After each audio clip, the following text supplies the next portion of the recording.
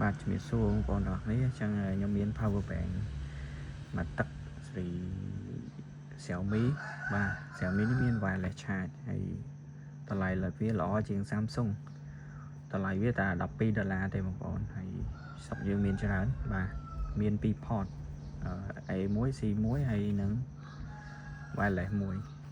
អានេះសម្រាប់ជើងសាកឆក់បាទនៃសាកលឿនណាសេរីហ្នឹងដូចជាមិនសូវមានឃើញប្រើតែព្រោះជើងសាកអញ្ចឹងហើយសម្រាប់ខ្ញុំសាកវាមាន2ហើយខ្ញុំធ្វើការតេស្តថាវា support អីខ្លះបងប្អូនបាទ detect វាមើលចឹង type A នេះអាច support Apple ដល់ 2.5.4 ampere បាទហើយ support 9V 5V បាទ support quick charge 2.0 3.0 បាទចានេះសម្រាប់ port USB បាទហើយសម្រាប់USB-C វិញយើង detect វាមើលវា support បានដល់ប្រមាណ watt type C នេះ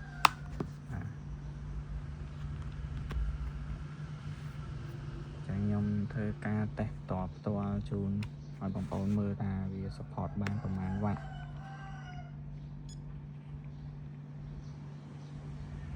បាទ support ដល់33 watt បងប្អូន